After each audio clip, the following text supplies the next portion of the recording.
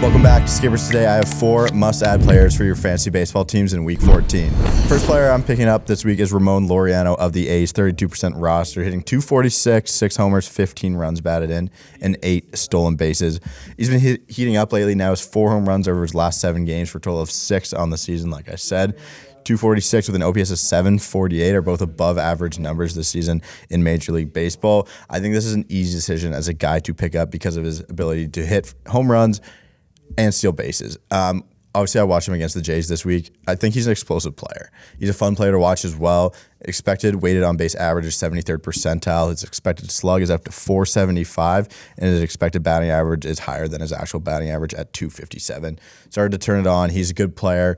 I mean, if he just parties out front, hits a lot of home runs, and steals bases, he's an electric player on the team. Someone you want to pick up in fantasy baseball. The second player I'm going to pick up this week is Alex Kirilloff of the Twins, 32% roster. .263 now.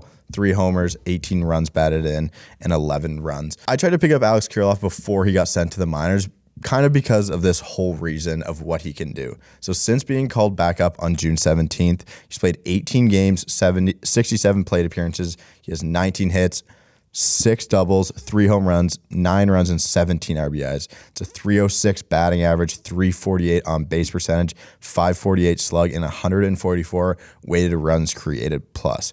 His hard hit percentage is up to 52.8%.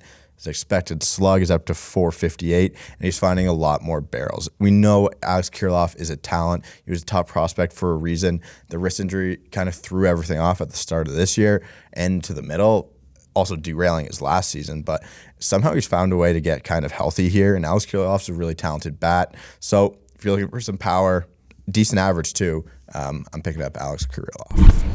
Third player I'm picking up this week is Nico Horner, second baseman for the Cubs. He's 36% roster, .302 average, 4 home runs, 24 runs batted in, and 7 stolen bases. Nico Horner's not a guy I've really paid attention to at all this year, so I was legitimately shocked when I kind of looked into his numbers. I was on Twitter.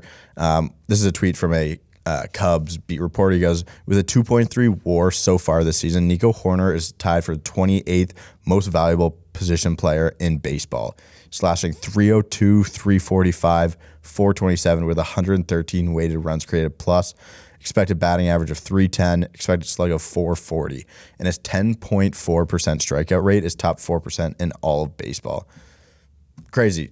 Really good for Nico Horner as someone who you would take people like that and you look, hey, guy who can hit for average. He's not going to hit many home runs because the bat-to-ball skills are so high that he can get on base at that clip, and then the stolen base will come. But 4 home runs, 24 runs batted in for a guy like that is really nothing shy. Pretty impressive.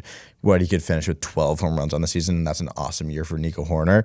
The single most valuable player in baseball the last 2 weeks by WAR is Nico Horner with a WAR of 1. He's someone who doesn't hit the ball particularly hard, so the exit velo numbers aren't going to look good on his StatCast page, but the expected batting average, K percentage, whiff percentage, and sprint speed are all really good.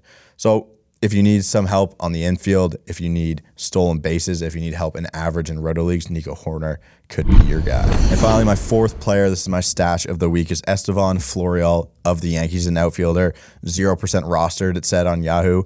In AAA, he's hitting .308 with 10 home runs, 29 runs batted in, and 26 stolen bases. So right away, that catches your eye. 26 stolen bases is a lot. His last 49 games at AAA, he's slashing .339, .414, .561 with 158 weighted runs created plus. 25 extra base hits and 25 RBIs in 215 plate appearances. He has 11.2 walk rate and a 28.8 K percentage. That's not great. But when you have Joey Gallo, whose K percentage is higher than that, it's not so good. 23 for 27 stolen bases in that time as well. Joey Gallo has just struggled so much, and he desperately needs a change of scenery, and I think that might come here soon. So I think that Estevan Florial is going to get the call. I mean, he's played 4 games so far this season, or maybe 3, 0 for 12, but I want to get a piece of this Yankees offense that kind of has limited upside from a fantasy perspective. So a guy who can steal you bases and hit for some power is super important. That's who I'm picking up in week 14. Please subscribe, join the Discord, and I will see you guys next week.